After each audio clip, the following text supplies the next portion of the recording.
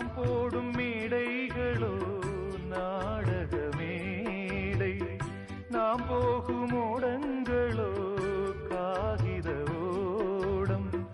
பாசம் என்பதா வேஷம் என்பதா காலம் செய்த கோலம், பாசம் என்பதா வேஷம் என்பதா காலம் செய்த கோலம்.